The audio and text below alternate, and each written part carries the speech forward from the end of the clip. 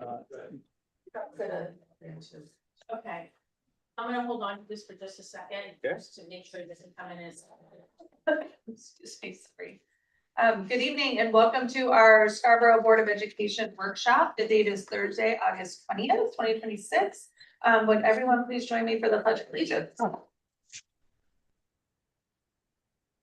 Pledge allegiance to the flag of the United States, States of America. the republic for which it stands, And nation under God, indivisible, with liberty and liberty and justice for all. justice for all. Thank you so much. All right. Mr. Gonzer? He is joining us. Mr. Keller? He is also joining us. Ms. Lindstrom? Here. Ms. Mauer? Here, Mrs. Ruffini Huff? Here. Mr. Weber? Present. And our student representatives are out. Yes, right. Okay, thank you so much. All right, agenda item 2.0 is new business. 2.1 is MSMA board training governance training workshop. So for this, we'll turn it over to Aaron. Wonderful. Thank you so much for joining us. Yeah, thanks for having me. Excited to join you guys. I understand from Shannon, it's been a few years since I've done a governance workshop, so glad to be here, with this kind of setting, hopefully sitting around together.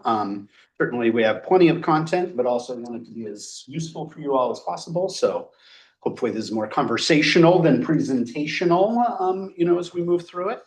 But just briefly, I'll introduce myself. My name's Aaron Townsend, here representing MSBA. In addition to supporting MSBA with some of these trainings, I'm actually currently the active superintendent for Chevigue Island. So after having been at Portland for a long stretch and doing a variety of other things. So I live up in Yarmouth. My two boys are in high school up there. And excited to be supporting MSMA and school boards around the state with these trainings. If we could maybe just do a brief whip of kind of around, certainly for board members, because I know Kim and Diane, but just quick check-in, obviously name, and curious how long you've been on the board. So Jillian Trapini Huff. I have been on the board for 4 years and some change. board A little few extra months in there. And that was it, right? Yep, that was it. That was it. Great. Alex Weber, was elected in June, so roughly a month and a half. Awesome. Welcome. That's great. I'm Shannon Lindstrom and I have been on since, for almost 7 years. Okay, right. Owen Krebsy? yes, so I've been on the board not quite a year, elected last November, so about, I would say 8 months. Right. Great. All right, good. Okay, a good mix. And so we'll kind of call on that as we work through some of the materials here today. One, I just want to orient you to what you have, and obviously you can take the rest of these and distribute, but sorry, Cressy, this is the materials we have in person here. So on this one side, you have some MSMA, MSBA kind of material there about a variety of the things that the organization does. So feel free to review those, reach out to myself. The card of the executive director, Eric, is in there. And then you have the copy of the slides. I will caveat, I tweaked the order of a few things, so it doesn't follow exactly, but it has all the content there and all that kind of stuff. And then on the other side are some handouts that we'll refer to at different points, as well as a set of case studies, much more than we'll have time for today. So those are materials intended for you all to use if it's relevant for you all to kind of self-facilitate, around particular topics. So those are resources for you all to take away. We will try and kind of spend time with a couple of them. So I'll kind of call those out and we'll pull those out to kind of discuss. And we'll figure out how to make sure, tracking how to make sure Cressy gets access to that as we do this. So anyway, that's what you have for materials. All right. And as I said, there is a lot of content. We'll kind of present the agenda in just a second. But we wanted to get warmed up a little bit with just an initial kind of case study with a little bit of discussion to begin. And this one, again, I think, it'll be valuable to have the kind of differing experiences with the board, right, as we talk through these. So welcome, Scott. So if you could find behind kind of those handouts, the first case study that should be there is called While We're Here. And for you all, I'll probably, for this, I may just read them aloud, right? Given we have our Zoom participants. But I'll find that one case study While We're Here, should be behind that packet. You sure? All right, so we're going to jump into this for some conversation. So the background is you're a member of the local school board. Imagine that. At a recent regular board meeting, the board properly voted to enter executive session under the statutory exception related to negotiations and real estate matters. The purpose of the executive session, as stated on the record, is to receive an update from the superintendent regarding a recent bid on a parcel of land that abuts the school campus. The property could be cleared, paved, and used to relieve longstanding parking issues during school events. Neighbors have raised repeated concerns about street congestion during home basketball games. Right? So that's the context. You go into executive session. During executive session, the superintendent provides an update on the bid, discusses timing consideration, and answers board member questions related to the potential acquisition and use of the property. As the discussion winds down before the board returns to open session, one board member asks, "While we are here, can you give us a quick update on a recent suspension that I heard about from my daughter who attends the high school?" Without objecting or pausing, the superintendent proceeds to share the details of the suspension, provide background information, offer his opinion about the student's conduct and the appropriateness of the discipline, and answer several follow-up questions from board members. The board then exits the executive session and resumes the public meeting. The aftermath. Several days later, the family of the suspended student contacts the superintendent. They ask whether it is true that their child was discussed by name with the school board during executive session. So you can pause there. One line. Superintendent now faces an uncomfortable and potentially serious situation. So we kind of identify here that there are at least four issues, problems, kind of with how this was handled. So based on kind of experience, what might those be? What are some of the mistakes that kind of happened in regards to this executive session? Well, they had a discussion not allowed or not specifically allowed during this executive session. Great. And then obviously somebody leaked the information Okay. outside of executive session. So let me pause there just for a second, just to name those, and we'll get a little bit with some content to just the content about executive sessions. But yes, there's a certain set of statutorily named things that you can discuss, right? The intent is public meeting, public discourse, but there are some, in which privacy for the conversation for the organization, for the school is important. So those are delineated, and discussing an individual student suspension is not one of those. Right. And so that was, even if it wasn't on the agenda, wasn't named, and so couldn't be discussed. And then second, confidentiality, what stays in executive session or said in executive session needs to stay in executive session. Again, that notion of privacy for the conversation. And so it can't be repeated outside. So even typically materials and everything, right, is kind of collected, doesn't leave executive session. So that's two of them. Thank you, Jill. I see Cressy, you got a hand raised. What do you think, Cressy? Yeah, well, I don't think you can discuss individual students by name. I think that's another privacy issue, if I may be wrong. But I think there is a protection of students' privacy in that way. I could be wrong, but that's my other. So my other thought. Privacy, kind of FERPA, the Educational Rights, Privacy Act, kind of potential FERPA violations, because these people don't necessarily. What's the other problem? So related to that, there's another issue that's kind of about what one of the roles that a board has to play at times about discussing an individual student situation like that, that it might be. They have to be given the right to be present. Right. And when do you have those kinds of meetings? Right.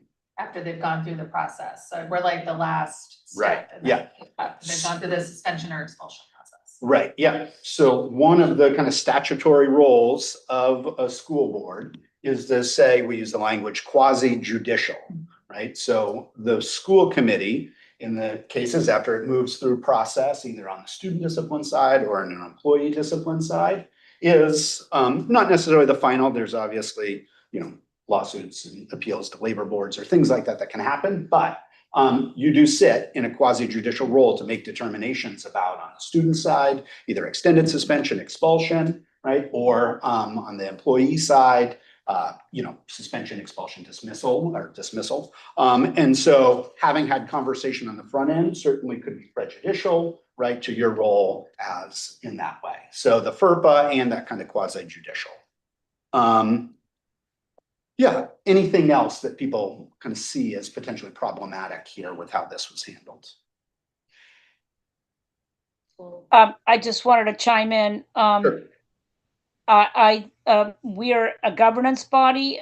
We set strategy and policy. We should not be involved on the administrative side, the day-to-day operations of the school. So Yep. it sort of jumps that sort of, it veers into, administrative and, role. Yeah, yeah. Or if it did rise to the school board, we'd all be sort of poisoned against the case. Right, yeah, exactly. Yeah, having had this kind of early information and that kind of discussion. So yeah, and we'll talk about that at length through, the course of this conversation tonight, Cressy, in terms of what you're talking about what is the role and kind of the distinction between board role, superintendent and staff role. I think the other is obviously kind of how this superintendent handled it, right? And or other board members, right? It is kind of a collective responsibility to adhere to the norms and to essentially do your code of ethics. We'll talk about that over the course of our conversation tonight. And there really aren't many avenues of recourse for broaching those. It really is about how you all work together as a team and your willingness for somebody to have said, I don't think we should be talking about this right now, right? And interrupted the process. Instead, everybody kind of let it go on and was fine with it, right, nominally. Or maybe somebody who was upset, and thus then, or whatever the case may be. So anything else anybody wants to say? Those are kind of some of the major issues, right, that kind of show up here. So I'd like to just kind of get in with a little discussion and start. We'll get to some of that content in a minute.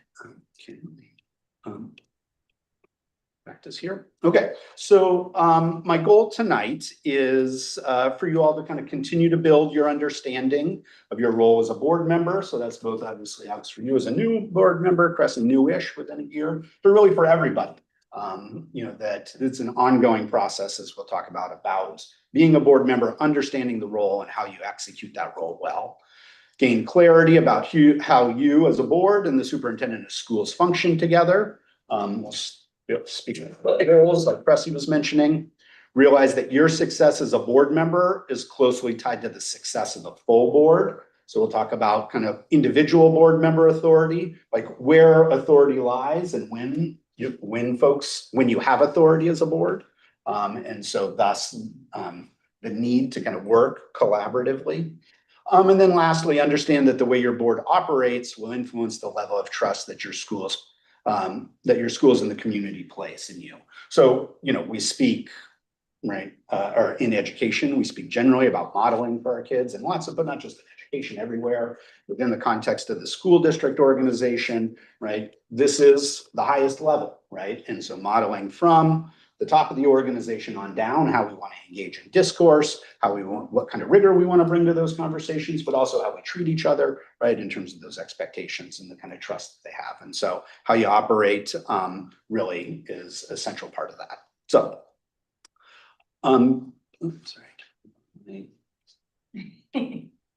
getting it just, it's very precise. It's very sensitive. So these are a handful of the topics we'll kind of talk through and hit on today. I'm happy to kind of pause, ask questions, get into some discussion about any of this. So we'll talk about, as Cressy mentioned, governance versus management. We'll look at ethics, kind of conflict of interest and nepotism. Talk briefly about kind of best practices around email and social media, how to engage with complaints from families, employees, and community kind of when you're out. Hopefully we'll have time for the case study, the baking IL test, it's called. talk a little bit about public comments, board self-evaluation. You can see the topics there. So we'll try and hit on those. But again, I invite pausing, stopping, weighing in. For those of you on Zoom, if I'm not tracking it, please just jump in, right? As you did earlier, Cressy, that's super helpful. I'll start with a little bit of kind of high level stuff about school boards, just to orient the kind of institution that you're a part of now and serving within, and then we'll kind of get into some details about these topics. Okay. So one, just a few little facts to kind of communicate kind of the gravitas of being a school board member and being part of a school board. So one, it's the oldest political institution in America. It dates to legislation back in the Massachusetts Bay Colony in 1647, when really kind of public education in America was first forming at that moment where it was first became kind of a municipal or town charge. Right, historically, it had been a family role and responsibility for education. So the legislation that was passed at that time had information about, so many residents need to have so many teachers and things like that. And thus then school boards were born to kind of supervise and manage that, right? Or supervise that. We'll get into the management. It's the largest group of elected officials, right? You can see the numbers there in the context of Maine. So that's nationally, almost 100,000 board members across the country. Here in Maine, there's roughly 1,700 board members, roughly just over 300 school boards, and just over 200 superintendents. So in a number of the rural communities, Diane has the pleasure of just working with one board. We have some superintendents across the state that have multiple boards, 5, 6, 7 boards, AOS structures, things like that in rural parts of the state. Anyway, all of the different kind of configurations of systems that we have across the state. So we have more boards than superintendents. But anyway, and the amount of resources that they control and the responsibility they have for the number of students. And we'll kind of land on this. I'll probably say this numerous times throughout the conversation. Really, that's what it is. The school board is responsible for representing the community, right? And helping to ensure that the superintendent and the staff and the team is making progress towards the vision and mission of the school district. That ultimately is the core role, right? How we serve students, right? And are they being served well, and holding accountability for the staff that's charged with that work. So that's, if we take nothing away from that today, that's what I want folks to hold, that's your responsibility. Sorry. Okay, so I did want to just name, and no, I saw on your policy there relatively recently adopted. I think I saw 2024 or revised. So yeah, revised date. So just we won't spend long on this, but we really just encourage, whether it's structures like this stuff. I heard conversation about retreats, annual retreats you have, just practices like that. Like I said at the beginning, being a board member, understanding what it means to be a board member is a journey. Right? It's a different kind of board than other boards that people may serve on, and the conceptions people have about what the work is and what your role is before being on that is something you have to learn. And so we really, encourage boards to engage in regular practices around self-evaluation and thinking about how they are performing, because as well. The research is clear across that effective boards, have these specific characteristics, and we'll speak to those in a second, and those that consistently demonstrate those kinds of characteristics, those school districts have a greater rate of academic success. So when you look at that research across the country, so the performance of the board, right, well filtered through all of the actions of the staff and all that kind of stuff, but high-performing boards typically are connected to high-performing school districts. Right. So the process of self-evaluation and just learning how to be a good team and what that role is and how you do that work together. Nobody has that answer, right? And it's part of a process of learning that together. So encourage that self-evaluation. So a few of the aspects kind of just to set the vision of like, what does it mean to be an effective school board before we get into some of the nuances and legalese about some of the work. Starting with those high expectations with clear goals, right? So strategic planning process. I know there are goals on the agenda later tonight, right? You have strategic plan goals. So those are central, right? Because as we said, that's the core mission. a belief that all children can learn, focused on achievement, as we've been talking about. This collaboration and communication will come up throughout. You only have authority when you're working in a majority, and so it requires that kind of collaboration and communication, across members, across difference, to be successful and to navigate the challenging things that come forward, or the many, many, many, many gray things that live in that gray space, right? Communicating with each other, communicating through your chair, as we'll talk about, those roles are essential. Being data savvy, so as a governance board, to be able to fulfill some of those kind of expectations in terms of holding the vision and mission, you need to understand the data. You need to have data, right? And you need to be in conversation with the chair and the superintendent about what kind of data. You need to just help understand, not as gotcha, not as whatever, but to understand what the level of achievement is and why it might be in that place and what we're doing about it, right? And that spans a broad, not just academic achievement, can be around, the safe and, safe learning environment, lots of different data to help understand that, or whether it's around employee performance and, support. But data savvy boards are effective boards. Most of the time, and kind of one of the most visible, particularly here in Maine, roles, but really everywhere, is budget work of a board. So that's statutorily, right? One of the charges of the board. So aligning those goals and ensuring those resources are aligned is a key part, right? So that you're being as efficient as possible and effective as possible. And then the last two, just what we talked about, team leadership, the role of the chair, and then team training, just building your own capacity to be an effective board. So those are some of the kind of common attributes from research. So here, just kind of continuing to kind of name these things, the presentation spiral. So we kind of hit on these things a few times to make sure, right, kind of point land. So participating in that professional development. We'll talk at the end about some of the offerings MSBA has that we welcome everybody to, kind of participate, engage in, but things that you may do collectively as a team as well in your work. The self-evaluations, and then working together to plan and act strategically, right? That's what effective boards look like. So some quick misconceptions thus about school boards. They run the day-to-day operations of the school, as Cressy talked about, right? These roles of governance versus management. We're going to get deep into that. School boards, and we'll talk about why that's important to kind of maintain those roles, but that's one of the common misconceptions. You're not in it. Individual members have the power to make changes in the district or reverse decisions of the previous board, right? So, this is kind of, if somebody's elected, that somebody was unhappy with something that happened in the previous board, runs to get on the board because they're mad about it, and then finds themselves. So I had an experience like this in Portland. When I was in Portland, our school committee voted to end our contract for the school resource officer with, Portland Police. And that was certainly very controversial, all that kind of stuff. And we had somebody who ran because they were mad about that and got on the board and was, in many respects was a great board member, but very soon found out that, that was, with the rest of the board, that was not changing, right? That was what was true. And ultimately he resigned shortly thereafter, and we had a vacancy for like 8 months, right? So, it's not up to individual members. We'll talk again that the only authority is when you act in the majority. Other than that, board members don't hold authority.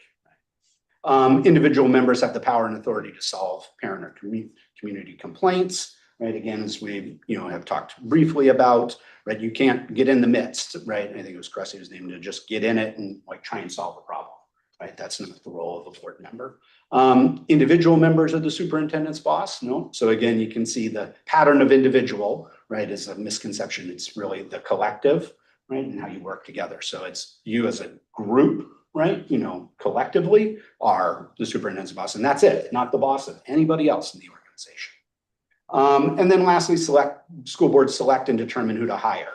In this one here in Maine, the school boards are charged with a statutory role that kind of dips. Some of the statutory roles do blur the lines a little bit between the ideal kind of governance management separation, like the hiring one is one. I know you have stuff on the agenda tonight where there's this kind of process of staff interviews, selects, vets, presents the nomination, right? The board approves the nomination and superintendent then hires. So it gets a little murky in there, right? In terms of the way things happen statutorily here in Maine, but in general, that's a charge, a management charge that is the responsibility of the superintendent and the team, obviously, Diane's doing all the hiring, right, principals and all that kind of stuff.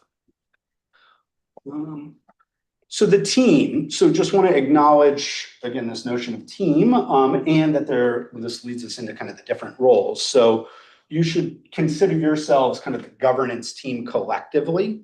And within the governance team, we have individual members of the board chair, and then here, I know you guys have student board members, right? So collectively, that's the board, right? Then the superintendent, and the superintendent is not, though, secretary, kind of, again, some statutory roles, but is not a member of the board. And so that, again, is important to be clear about, but they are a member of the governance team, and how you work in alignment is essential, right? Effective boards, effective district management, but just want to kind of call that out.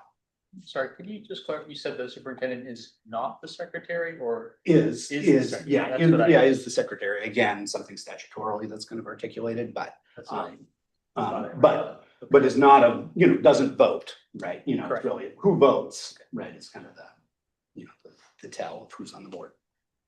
But collectively working together, we'll talk about alignment being kind of the essential piece. So as we've kind of led into, the role of the board at a high level determines the what, kind of that strategic level, as Cressy introduced, we heard a little bit about. That's where you all sit, that's your charge. The superintendent is kind of tactical level down of kind of how things happen, kind of the execution, the management work. And then obviously operationally in this, right, leans on all of the staff to kind of execute the work and carry it out. So we like the gear kind of symbolism, right? Because what do we know about gears, right? When they're butting up against one another, not in alignment, it does not work well, right? So gears need to function and have that smooth alignment to be able to kind of maximize your outcomes and what you're accomplishing. So that's just a visual kind of reminder of how you guys need to be in sync. So thus, how many board members does it take to screw in a light bulb? Sorry, all of them, because all wouldn't be in charge. 0, because we don't screw in. Okay, I have one answer that's all, right? Or 4. 4. Why do you say 4? Quorum, okay. It's who shows up. What other, yep, Cressy, go ahead, just jump in. None, because we don't screw in the light bulbs. Look at her. Assistant superintendent. Yes, that's our answer on this one is none. Yeah, you don't screw in light bulbs, right? You might have a policy that you want energy efficient light bulbs, right? And you want, have allocated capital improvement funds for a retrofit and those kinds of things. But then back to that last slide, right? Superintendent's going to set up a plan for it and the facilities team is going to execute. Right? So, okay. So this is where we'll start to kind of dip into some of so that's kind of the high level. As we know, governing school boards of administrative units, board committee is used in different places. You all are a board, right? Is how you refer to yourselves here. Yes. Okay. Essentially the same. They hold statutory powers and duties, so we'll review those, as well as your policies kind of enumerate those as well and really echo much of what's kind of in the state legislation in terms of what those are. And as I said, there are some things that you're called into that are that governance role. There are a few of those that are a little bit more into that management place, and it's just important to be aware of that, right? And recognize that as you work through those responsibilities. So budget being a central one, right? In a perfect world, that really is a management role, but for lots of understandable reasons in terms of our public board processes or public budget processes, that's a role that you all have as well. Okay. Effective board members understand you serve as part of a team. You have no authority except when acting as a majority of the board, acting as part of the majority, otherwise no authority. There are, in certain cases, an individual board member and only by the vote of the full board may be delegated authority to act on behalf of the board. So for example, that may be one of you volunteering to be the delegate to the MSBA assembly, right? Or in some rural cases, there's examples where, as I said, where there are multiple boards and multiple municipalities involved. A board member may, they may charge a board member with the responsibility to report out to that select board a couple times a year, things like that. But it's only in those cases, right, outside of the chair, that individual board members have the authority to act. Okay. Sorry. Oh, wait. Okay, so maintain a focus on students, as we've talked about. Have clear processes for how you set agendas, run meetings, communicate with staff, families, and the community. So I know I refer to them as protocols. I saw those posted on your website, right? Well, that's up in things. So those kinds of things are essential, right? To be able to implement those consistently, know what's expected of each other, and the public knows what's expected of you and how you're going to engage. Emphasizing curiosity and empathy over defensiveness. So again, I hate to pause on that curiosity note. Like, it's an essential trait of effective board members as it relates to the governance function, right? You all are representatives of the community coming from, I assume, a varied professional backgrounds, right? And yet you have assumed the responsibility of governing and holding accountable the system to be able to make progress towards those student outcome goals that you have, right? The goals you have for students.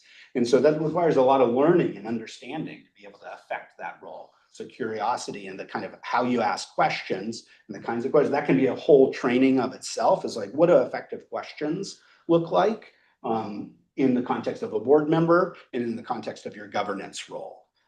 So we have materials around that and things like that, but that curiosity piece is essential. We're really working to try and understand so that can inform your decision and actions.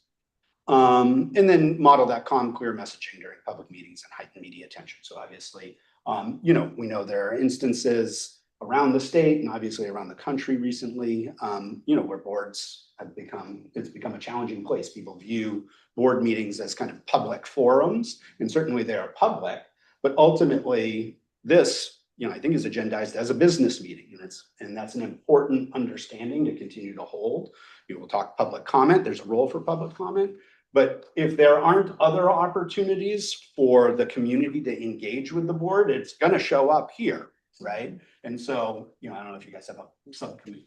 Is that a more recent trend, or do you think it's just more visual and more exposed, like on YouTube and media? Yeah. Has it always been contentious, or do you think it has been a more recent trend? Well, that's, I guess I would say I'd open it up to anybody. I don't know. I was curious. I think it's a little bit of both. I would answer both. I mean, I think there's always been conflict, and community, challenge. I mean, there's been school closure, communities have gone through difficult things. And board meetings have always been. Certainly the age of social media kind of like blows that up. So there's more awareness of it. And we know that there's also been kind of concerted, strategic kind of work, right, to engage and kind of identify school boards from various kind of political perspectives around as a point of kind of engagement and so forth. So I think it's a little bit of both, that yes. Yeah, I think what I would say is what's different is, I think there's always been that element, but what has kind of come forward more is, and certainly we haven't experienced necessarily in Scarborough, but thinking about other communities in the state, there are people attending meetings that are not constituents in that community, right? And so they're using a local board meeting to further an agenda of their own to a community that they're not connected to, right? And I think that has changed the dynamics in some communities with some board meetings. Yeah, because they have recorded and posted on YouTube for clicks. Yeah. So is that why we require on public comment to announce your Scarborough residence and? Well, what we ultimately decided, we just recently looked at that policy, and we allow anyone to make public comments, so whether they live here or not. Okay. And what we actually did, from a matter more of security. If you listen to town council meetings, the people who give public comment actually give their address. Yeah. And we actually decided to not do that. So we don't even require, we just ask them to identify themselves by name. We don't require an address Okay. or anything. Yeah, so we allow both and, we took that requirement away. Yeah, I think our update to the public comment policy was more about, the expectations around the quorum and how someone is going to present, versus where their address might be. Right, yeah, very challenging, particularly for the board chair roles to be able to manage the tension between, honoring First Amendment rights, right? And recognizing it's a business meeting and a public forum, right? So that's where some of the recent updates for the policy have come through. Welcome. I'm Aaron Townsend. Yeah, I'm John Paul Hurt. Nice to meet you, John. My pleasure. All right. You see going through the materials, the slide decks on one side and we have some of the others. So we wanted to do we'll try and do this one briefly just from time because I know we'll, can't go the right way. Okay. I'll try and end by 6:50. So you guys have a break. Yeah, even 6:55 is fine. Okay. We don't have a day, not a contingent of people coming, like on that agenda, right? Okay, yeah. It'll be fine. Cut me off when you need to. Yeah. So let's just look at this one, this one's brief. I'll read it again. I think for our Zoom members. So I want to look at another quick case study called the endorsement. So the case studies, John, are kind of behind that packet of materials there. I know it's a lot of stuff. Okay, so here we go. Yep. So I think it might be the next one. Oh, the door one. We're doing those door. Yeah, we already covered one. Okay, so the background on this one, you are running for a seat on the local school board. You are well known in the community. Your children attend schools in the district. You have spent years volunteering with the local PTA. You've developed positive relationships with many teachers and school employees. During the campaign, the local education association, the teachers union, publicly endorses your candidacy. You appreciate the endorsement and thank the association for its support, but you do little to clarify what the endorsement does or does not mean. You win election to the board. Several months later, the board voted on an issue related to the teachers' collective bargaining agreement. After carefully reviewing the superintendent's recommendation and considering what you believe is in the best interest of the district, you vote against the position advocated by the teachers union. Within hours, your inbox fills with emails from teachers. Social media posts criticize your vote. You're a hypocrite. We supported you because we thought you would stand with teachers. We're your constituents. You just wanted our votes. You were surprised by the reaction and begin to question whether you handled your campaign appropriately. So a couple of prompts, and we'll try and have this conversation briefly. First, who are a school board member's constituents? Students. Staff. Sure, staff. families. Families, yep. Right. So yeah, and I would frame it as the whole, Scott, did you want to add something? Go ahead. Yeah, sorry, a little technical difficulty there. Yeah, no, I was going to answer the question with, the students and their families, they're who we represent, and that's what we're here for, right? I mean, and then also for the school, for the administration as well. But I mean, if it wasn't for the kids and the families, we all wouldn't be here. So Right. Yeah, yeah. exactly. Cressy, you want to add something? I do also think that we represent the taxpayers in our community that fund our schools. So Yep. there are, residents of Scarborough that do not have students in our school, but through their tax dollars support our school. So they're, I would say, not a secondary, but they're another constituency. Yeah.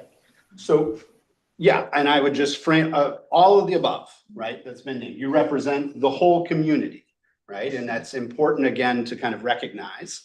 And so what's a challenge that kind of this notion of an endorsement might create in terms of this notion of kind of building trust and maintaining trust in the community, right? What kind of challenges might that present?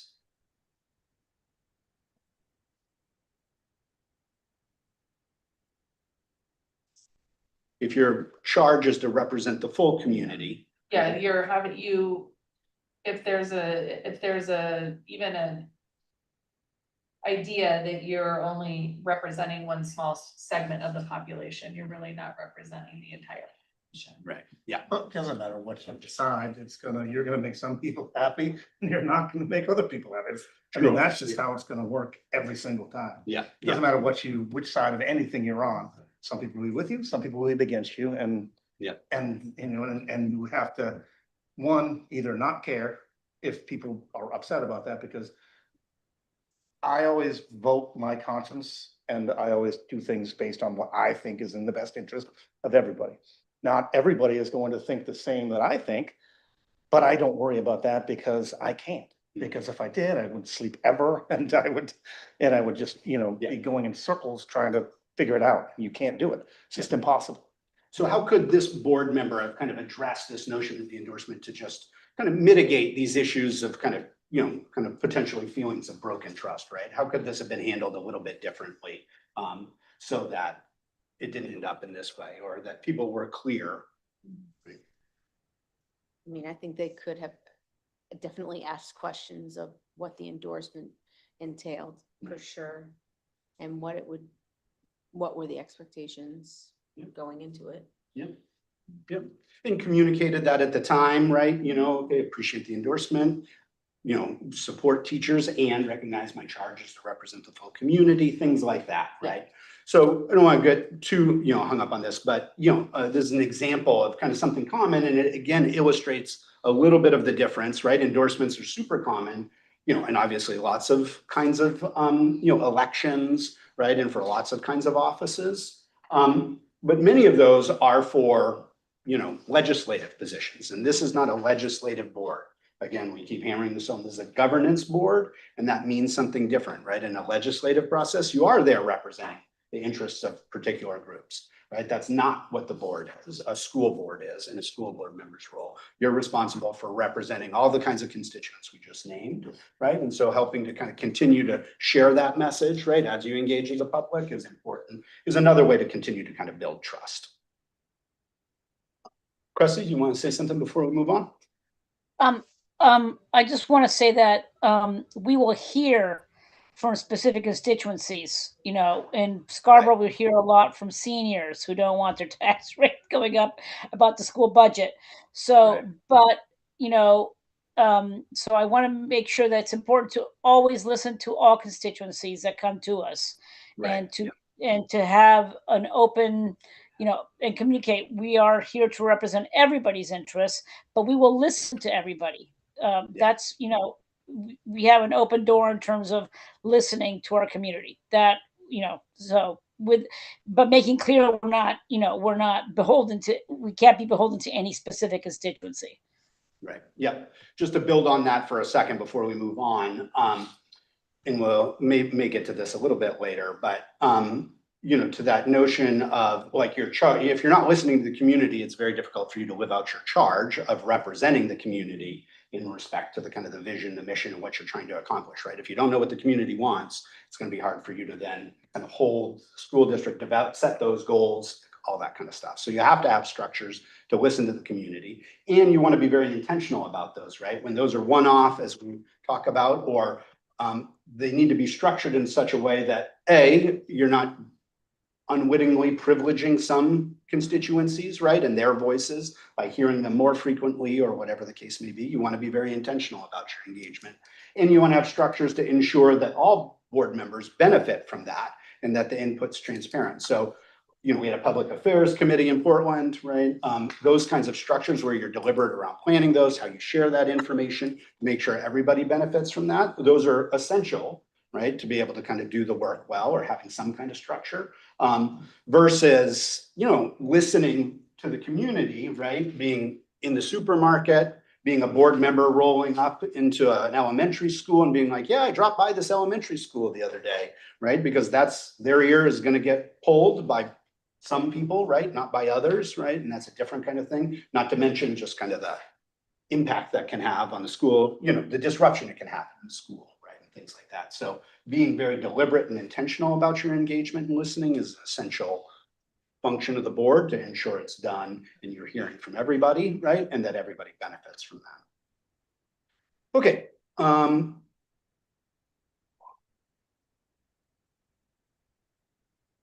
Okay.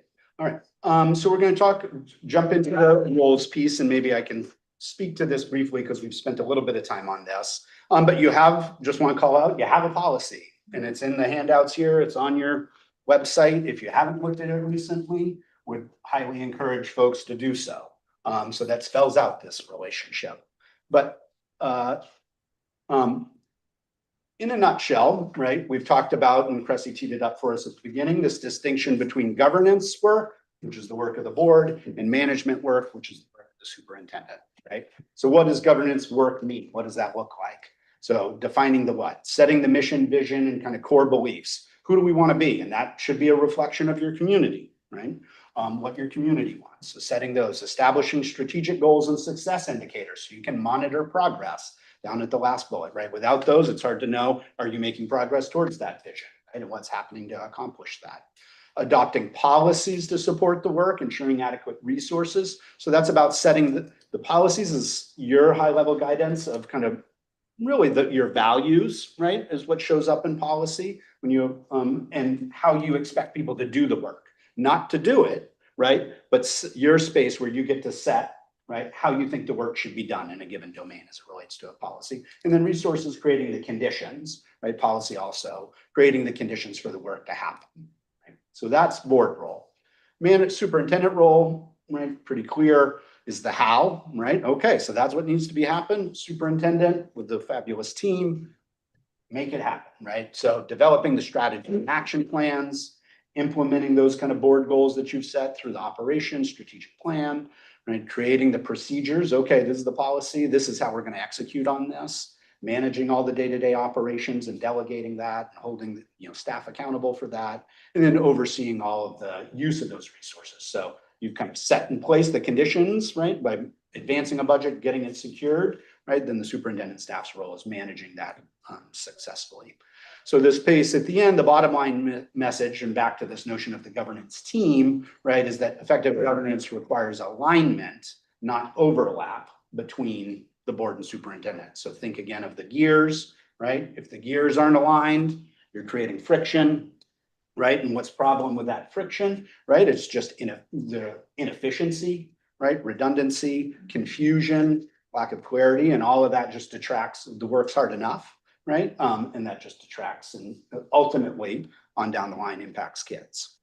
So maintaining kind of clear roles and responsibilities yields trust, right? But it requires that communication among board members and the superintendent, right? It's not going to be clear in every situation. Wait, is this appropriate for us to be doing? Or is this something we should be expecting Diane and the team, right? And so you're not going to, the only way through that is to talk about it and have communication around it. So whether that's in public forum or as individual board members, we'll talk about roles in just a moment, right? Working through the chair's an essential role in helping to kind of shepherd the work of the board. But that's how you kind of work through these, because it's not always as clear as that nice little chart. So quick hit, this starts to get at some of the statutorily enumerated roles, right? Different than in that initial chart. So again, vision, mission, goals, establish policies, approves the annual budget, hires, evaluates, and supports the superintendent, one of the core enumerated things. And again, the only staff person they have responsibility around evaluation for. Approves curriculum and graduation requirements. Those sit in your policy book. Again, kind of setting forth the goals and values you want. Authorizing contracts. So typically, and there's a threshold at which contracts need to come to the board, a financial threshold that they come to the board for consideration. In my case, on my little island of Shabik, we have to approve our contract with our ferry contract this year. That sits at a level where it requires board authorization. Personnel nominations, as we spoke about, in collective bargaining. So that's another from that kind of Title 20A in Maine statute, responsible around collective bargaining. So your agreements with your teachers union and your other unions here, right? It requires board ratification and vote to approve those contracts. I'm sure folks who've been on the board are familiar with that. Ensuring safe, supportive, equitable learning environment. how do you, if that's a responsibility of the board, right? How, that one, I want to pause, like, what does governance work as it relates to ensuring safe, supportive, equitable learning environment? What might that mean? What are some ways that a board could take up that responsibility, Through policy development, right? Yep, so setting, probably the most, direct way, other than approving hires, the superintendent. right? Yep, and might resource, right? Might move to resource particular programs or, things like that that could impact that. Yep. Is there, I saw Chrissy and Scott, I don't know. right, I thought I said, There's Chrissy. go ahead, Cressy. Yeah, I was thinking a budgetary resource, policy, setting and curriculum, having, helping, that we have a curriculum committee, participating in thoughts about the curriculum we have and how to improve, teaching on that. So that's another area, but I think it is policy and resources, adequate resources with some, input on curriculum. Yep, great. The other one I just call out is back to the data savvy, right? How do you know what's happening, right? You've set those things, you've set some policy, you allocated some resources. How do you know that's translating to a safe and equitable learning environment? So you might look at data that relates to student discipline or student attendance or complaints. How many kind of complaints around harassment and discrimination have happened, right? Things like that, right? Those are tools and information that might be helpful for you to know if the policy you've set, the resources you've allocated are helping to create that outcome that you want. So, and we've talked about representing community values and interests. So the superintendent serves as the chief executive officer of the district, if you're familiar with that, implements the policies as we talked about. Responsible, again, this is really because budget ultimately really is a kind of managerial function, right? Prepares, manages, develops the budget to bring it forward, right? And so really holding that responsibility, we encourage,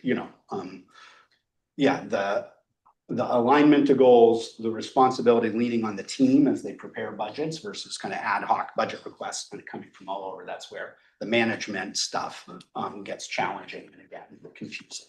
So recruits, supervises all staff, curriculum leadership, keeps the board informed. We'll talk about communication and makes professional recommendations. So we'll talk in a minute, have a couple of slides about the role of communication within the organization and why we often have kind of expectations of, information flowing through the superintendent's office to the board and why that is. So, but there's some responsibility on the superintendent's part to ensure it flows through, right? And that the board has all the information they need and can act on recommendations either for or against. Okay, so just this quote to kind of live with you. I will recognize that my responsibility is not to operate the schools, but to see that they are effectively operated. Again, kind of that governance notion. You're not doing it, right? But your responsibility is to make sure it's happening. I just wrote, this is the most important slide. So the board chair, so I want to take just a moment to kind of speak on that because that is a specific role within the governance team and an essential one. So as it says here, generally outside of, unless the board acts, in a majority to delegate some authority, right? The board chair is the only official spokesperson for the board. Nothing else that anybody might say holds any standing, right? In terms of representing the board, except for the chair, unless they've been authorized by a majority to do so. Works closely, the relationship with the board chair and the superintendent is essential, right? To us hold and manage that alignment. That's like the most direct point of alignment is between the board chair and the superintendent. So it should be the case that board chairs and superintendents have close relationship, are working closely together, right? That doesn't mean in any of this amongst board members, amongst that relationship, that there's not conflict at times, those kinds of things, but we're adults and we should manage conflict effectively. But that relationship's essential. And this, Eric, the MSBA director, let's highlight this, including presentations to the board. So this is, and I would push that this is, okay, what are our goals? What's the information we need to help understand a progress towards our goals? And really, and I saw again on your kind of board calendar and stuff that you'd had just, you have some intentional alignment around that, right? It's not a like, oh, what do what kind of presentation might you want to think Right. about, right? And kind of popcorn. I'd love to learn more about the salad bar at the middle school, right? Maybe fascinating, right? But if it's not in alignment with your goals, right? And so kind of filtering for that and making decisions about the agenda. And again, that's about how agenda items happen. They flow through to the board chair. Board chair works with superintendent to set agendas. So presides over board meetings, the public comment being one of the more challenging places, but managing kind of your parliamentary procedure as you deal with motions and all that kind of stuff. Facilitates effective board governance. So when there are challenges, right, the board chair, right, as new board members or as veteran, right, that should be the person you go to, right? If I'm not sure what's happening or what should happen here, or I have questions, right, accessing your board chair, they're the kind of captain of the team.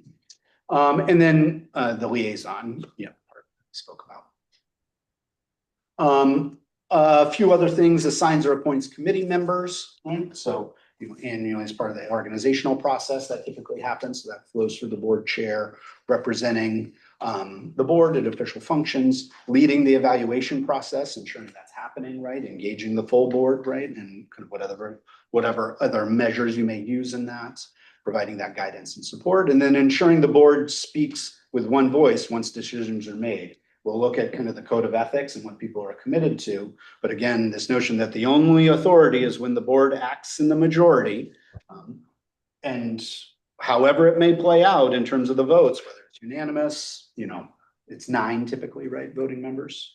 We have 7. 7, then the 2 students, right? Yes. Okay. So whether it's 4-3, 5-2, whatever it is, whatever passes, this whole board is expected to support that. Right. And that's part of your commitments in your code of ethics. So here, this was the slide I was talking about in terms of communication. It's a funnel, right? Again, I want to just remind that this shouldn't be the only way that, the board should have those structures for community engagement to listen, but it's essential for communication within the organization to essentially flow through the superintendent's office. So that one of the other maxims around boards is no surprises are bad. No surprises, right? Because for all sorts of reasons. And so the flow of information, so the superintendent is best positioned to give you their best recommendation, right? And they're aware of what board members know and can either fill in the gaps, right? Or add additional context, whatever it may be. And so this is why there's often kind of norms or expectation that board members are not just that staff, right? A communication expected to staff, that they're not just reaching out to board members ad hoc or whatever about whatever their particular issue may be. It's just this kind of crisis we talked about earlier, right? And that then for board members to not be kind of like seeking that information. So another kind of visual of that is from one of the National School Board Associations is that information flowing through, leading, synthesizing, listening. And there's a lot of responsibility for the superintendent in that, right? It's not, right? A superintendent's not holding that role well if only some information, only the good information is coming through, right? And things like that. So that's an expectation you need to have of your superintendent. But effectively to manage effective governance, it's important for information to flow in those ways. So lastly, again, the point, understand the distinctions between board and staff roles, refrain from performing management duties. Again, why? So you can hold the system accountable, right? That governance function is synonymous with accountability, right? You have set the vision and mission and set some goals, and that's what you're charged to represent on behalf of the community. And it's staff's responsibility to accomplish those and or make clear the challenges and to address those together collaboratively. Okay, so the oath of office, as you get sworn in, hopefully this happened recently for you, Alex, that you take an oath of office, right? According to the Constitution and laws of this state. So expected that you are adhering to those and conscious of those, and certainly you don't know them all. So that's, again, it's communication, ask questions, right? And you have your own particular code of ethics. So I will take a moment in the packet of handouts. So there's the Cressy and Scott, right? And you may not have them handy, but let's see. Board member code of ethics is number 4. So just because people are busy and you may not get a chance in some spare time to go read the Code of Ethics. I want to give you a minute or two to read it. And kind of refamiliarize yourself with it if you haven't in a minute.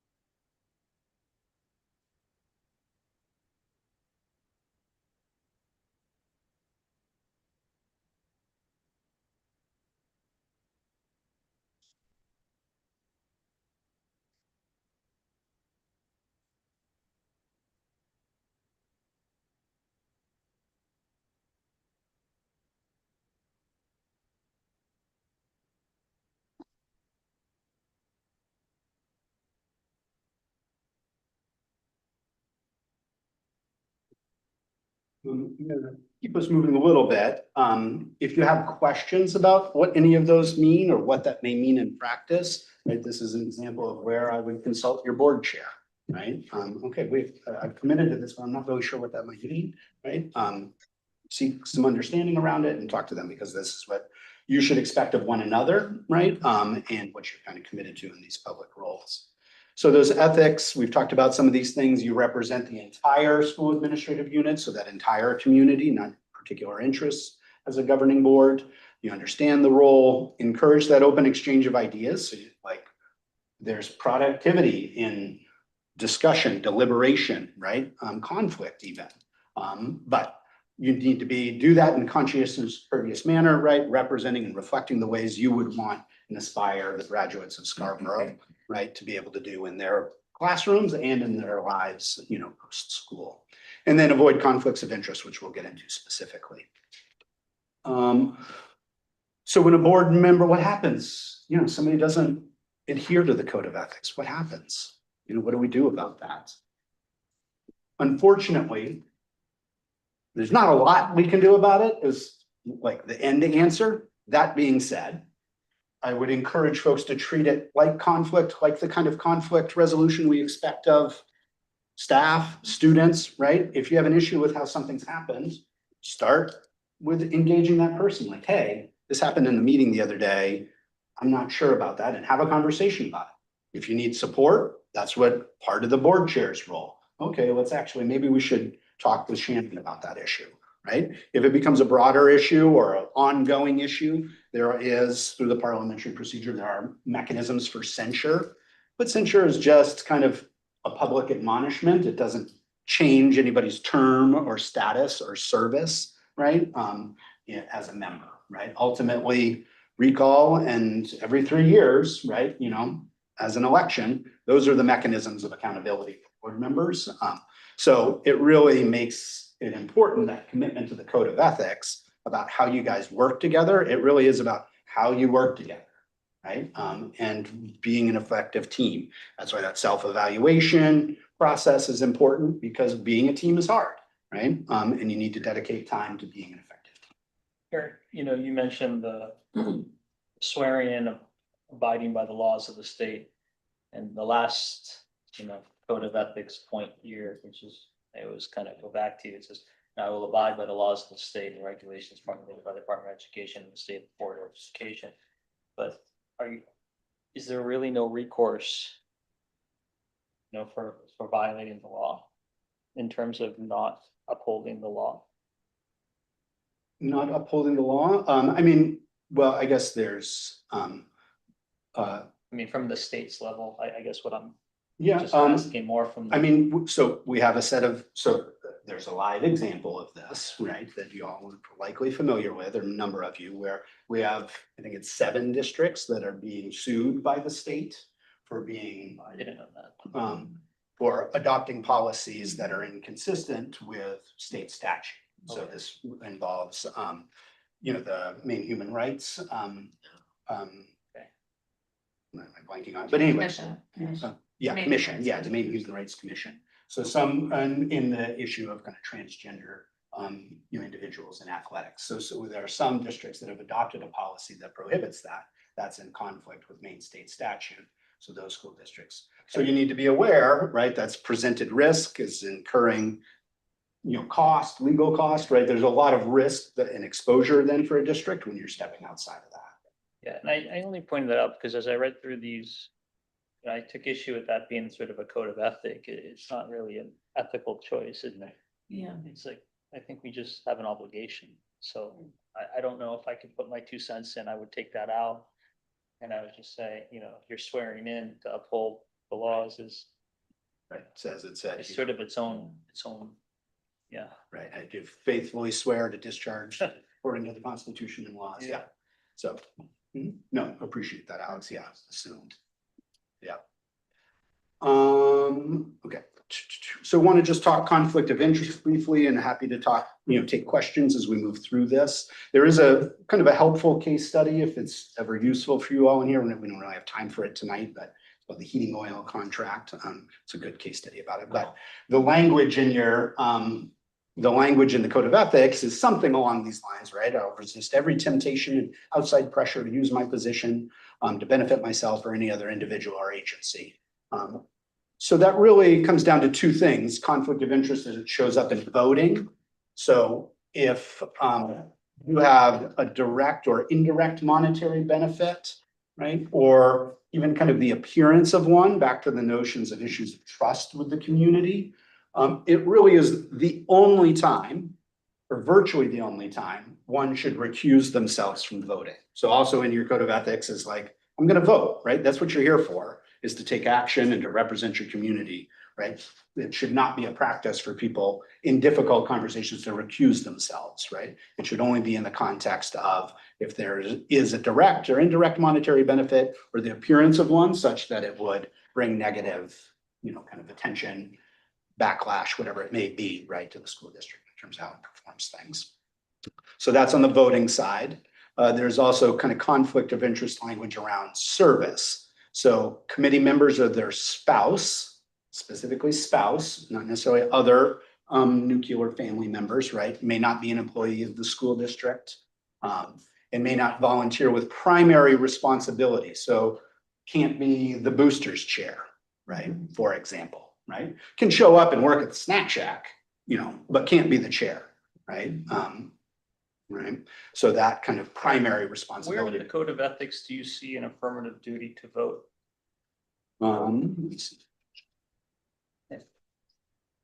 And I ask that just, I'm aware of the statutory requirement to abstain if you have a conflict of interest, Mhm. but it doesn't specifically state that that's the only time you can abstain.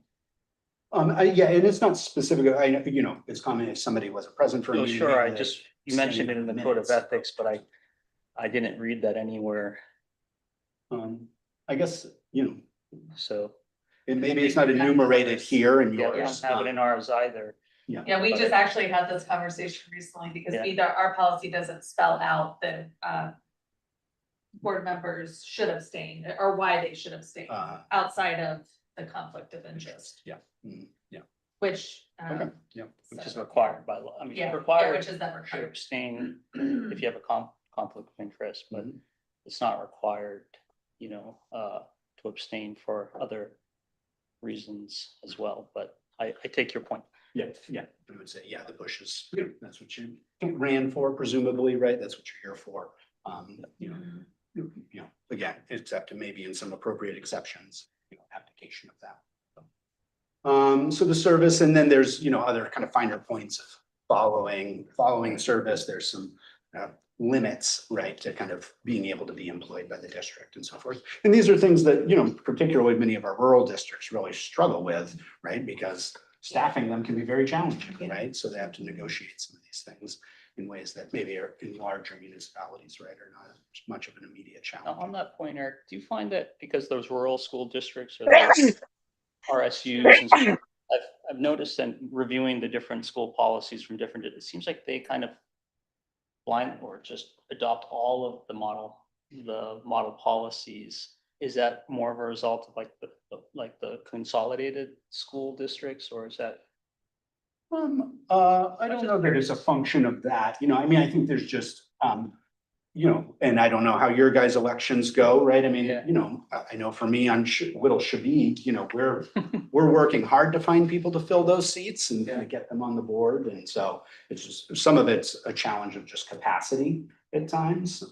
You Just know, trying to see patterns in terms of why some school districts adopt all the model policies where others seem less inclined, and I'm just kind of curious if there's a. Yeah, I think that's really kind of board Yeah. dependent, you know, Okay. I don't know that I don't know, I mean, I wouldn't assume, but that there's kind of distinctions between the different kinds, but, you know, I mean, I was at a, you know, poll and whatnot, you know, there was somebody who's been on the board for 32 years, who's entering their 32nd year of service. Yeah, so there's a bunch of institutional knowledge that's been through a lot of things, right? So, you know, it really varies across the state, I would say.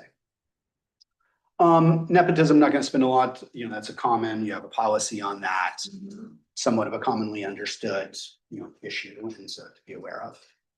So a couple of quick highlights about email, generally minimize the use, right? It can't be used as a substitute for board deliberations. So the most effective use of email is just sending out information.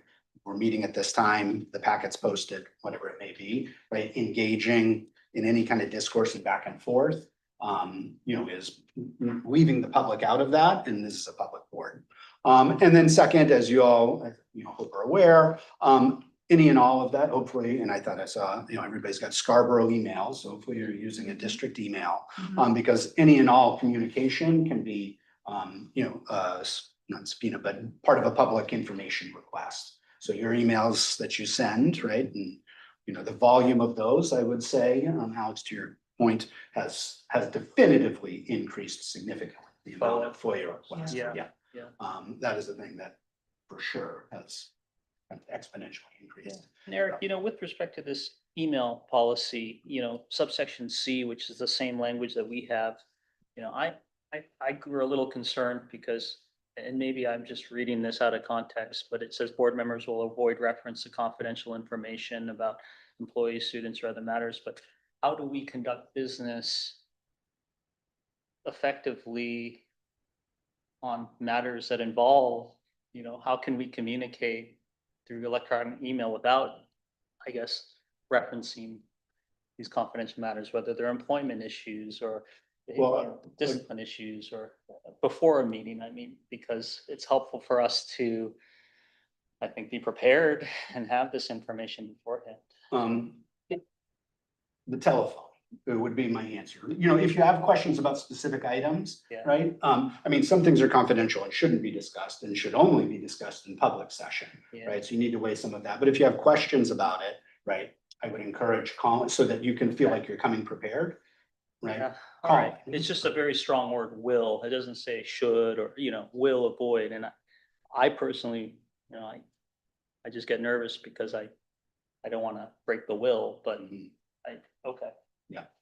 Yeah, I think, yeah, in an ideal world, you're not, you know, obviously, we live in a world where email is routine, right? But Yeah. it shouldn't be used for some of that back and forth. Maybe that's something we can soften a little bit because, you know, it just seems as a necessity, you know, we want to comply with both policies, but there also seems as a modern necessity to review and circulate information before. Yeah, and I think maybe I can help. So we might have, for example, a hearing that we're going to attend. And so in advance of that hearing, I might send board members confidential information. So that they, not for discussion, just here's the information for you to prepare. I label it as confidential, I send it on, there's no discussion over email. I think, my understanding is that is a permissible use. I think what I hear you talking about is very specifically, okay, I sent that email out confidential, and then Alex writes back to the board, I read A, B, C, and D in this document, and these are my thoughts on it. Right, That would be where that would be violated. yeah. So communicating information out, right? So people can prepare all those kinds of things. absolutely appropriate, right? But yeah, that response, that kind of thing, that would be, again, yeah, kind of deliberation, considered deliberation, but outside of the scope of kind of the public eye.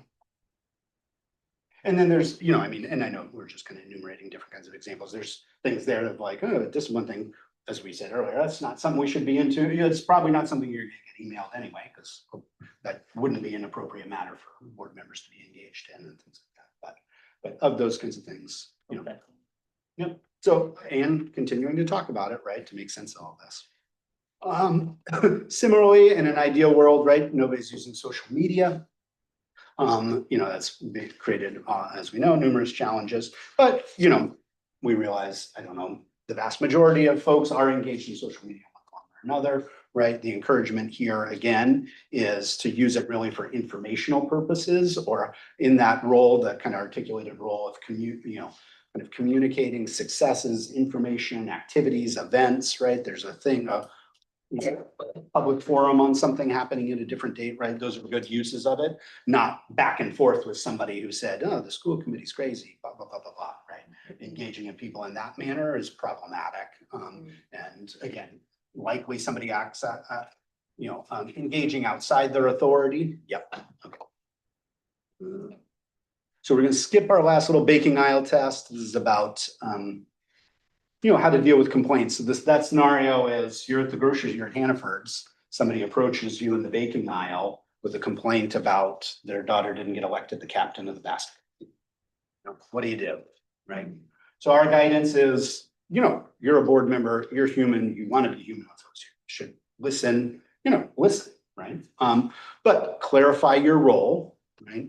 You're not going to just turn somebody away and make them feel cold. But you need to clarify your role, right? Which is that you don't have authority to come make those changes. Avoid the promise of action, like there's not something you can do about it. Refer them to the proper channels, and if you're not sure what those are, Chair Diane can clarify those. We have kind of a link in here of a pretty cool kind of district one, not from Maine, but of like, oh, if it's this kind of issue, this is the right chain of command. If it's this kind of issue, this is the right chain of command, right? And then, but it's often, again, to the communications and no surprises, right? Letting either the board chair or the superintendent know, okay, thank you, right? Just to make sure, again, no surprises. So you have a policy specifically about complaints, encourage and insist on a resolution at the ground level. So, okay, they're upset with that. Have you talked to the coach? Right? That's where we would expect that conversation begins. Obviously, that can be hard for folks, right? But that's where it should begin, right? Or they have an issue with the teacher, right? Talk to the teacher, right? Okay, if that hasn't gone well, or if you've tried that, right? Then you talk to the principal, right? That's the chain of command.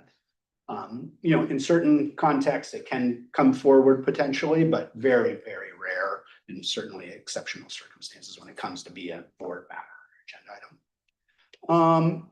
Public comment, we spoke about briefly, required to have it. The big point here is to have some guidance around it because you have it is a business meeting. And so you want to be able to conduct business, right? You should have other forums as well for community input. We talked about executive session. I'm recognizing you guys are starting your business meeting shortly here. So we talked about executive session at the beginning. You guys were kind of right on with that. What happens in executive session stays. Can only talk about the enumerated, things that you can talk about there, and you need to take, no action can happen in executive session. The board needs to take action to go into executive session and to come out.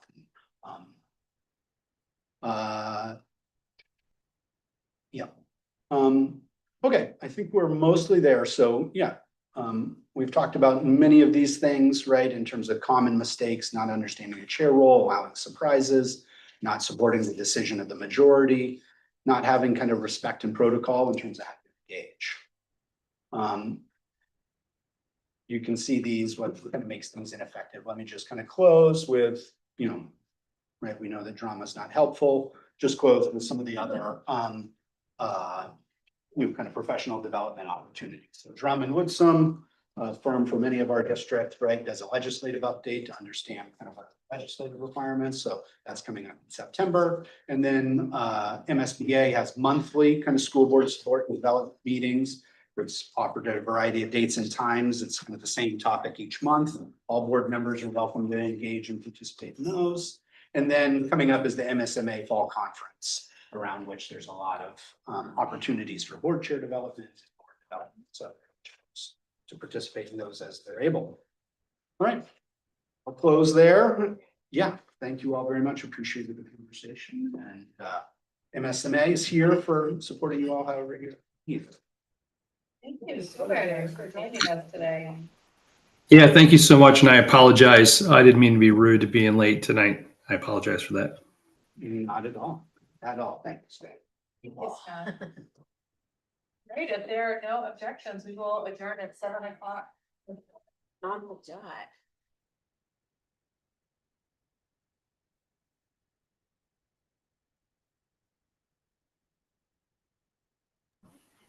Hey, Cressy, do we, are we using the same link or do we have a new link for the executive meeting?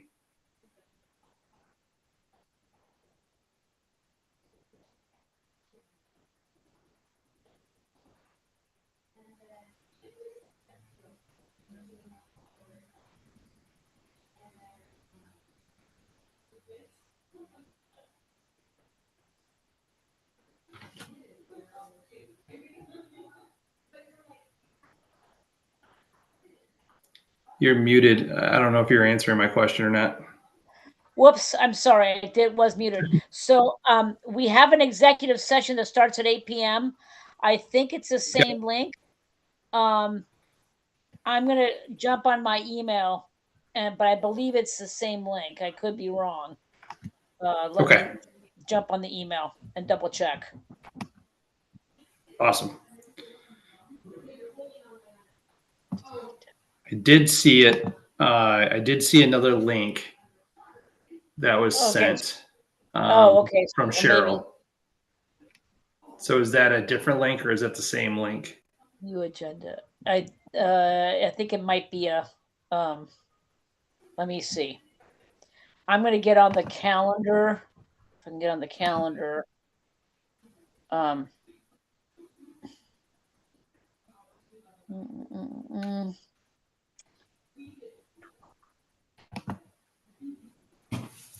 All right. Let me see if I can get on our calendar and see if it's a separate link.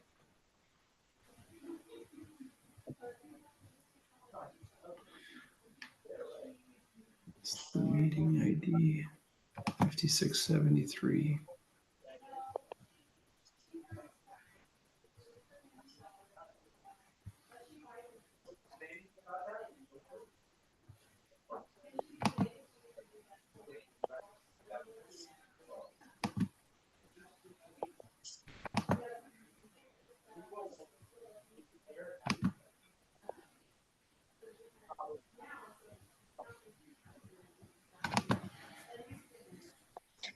Okay, let me see here.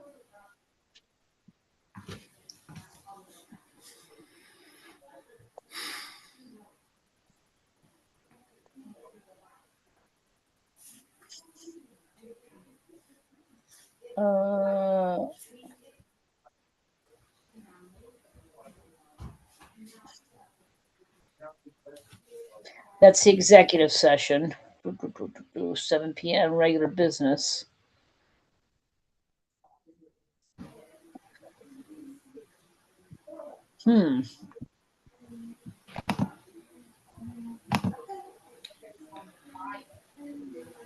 So do we have 3 meetings tonight?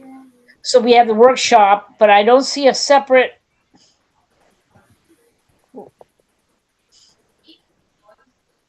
So it's the same links, topic, school board workshop and business meeting. It's the same. Same link? Same link is what I'm. Okay. And then how long are we breaking for? Until 8 o'clock? Well, we're supposed to start at 7 p.m., so we should be. Yeah, this is 6 to 9:30. We'll break at 8 p.m. for the executive session.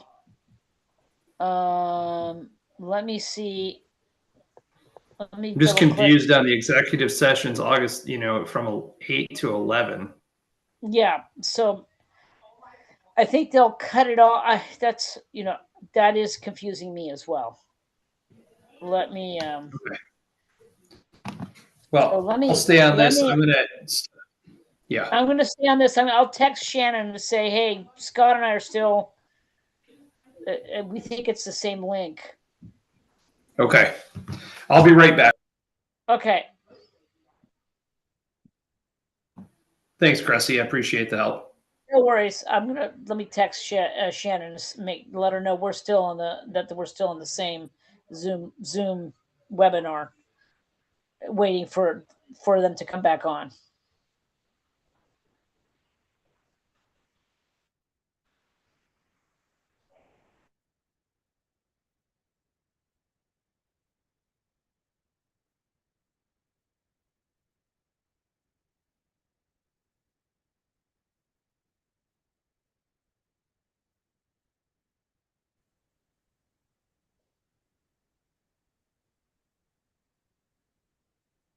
I didn't even notice it. Yes.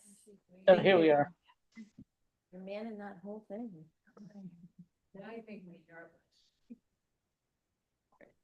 Good evening and welcome to the Scarborough Board of Education Business Meeting. The date is Thursday, August 20th, 2026.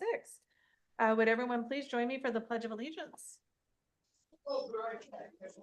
The Pledge of Allegiance to To the flag of the United States of America and to the republic for which it stands, one nation, under God, indivisible, with liberty and justice for all. Thank you so much. Kim, would you mind calling the attendance, please? Certainly. Mr. Gonzer? Scott stepped away for a few minutes. Okay, thank you, Cressy. Mr. Keller? Kelleher, here. Keller. Ms. Lindstrom? Here. Ms. Mauer? Here. Mr. Feeney Huff? Here. Mr. Weber? Present. And our student representatives are gone. Yes, thank you. All right, agenda item 1.4 is the approval of the July 23rd, 2026 workshop and business meeting minutes and August 11th, 2026 special business meeting minutes. If there are no objections, we will approve them as presented.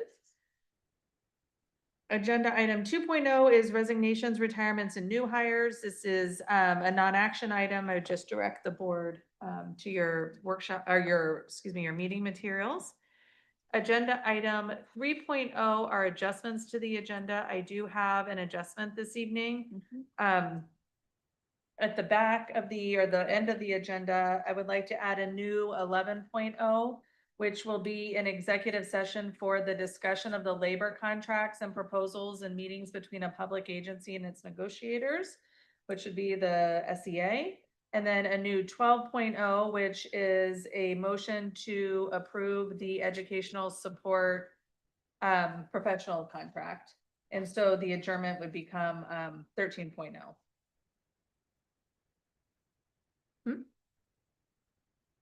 Do you have a second? Second. Any discussion? Can we call the vote, please? Mr. Gonzer? I still stepped away. Yeah. Mr. Kelleher? Yes. Ms. Lindstrom? Yes, Ms. Mauer? you're on mute, Cressy.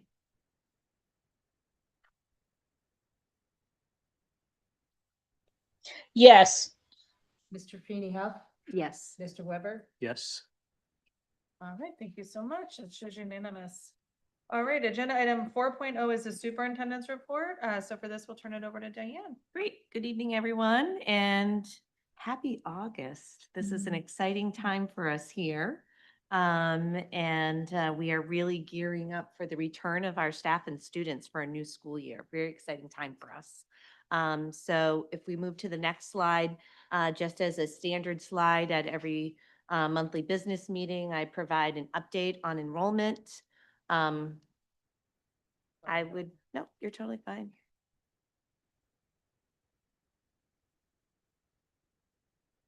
I think we're up at the top, yeah.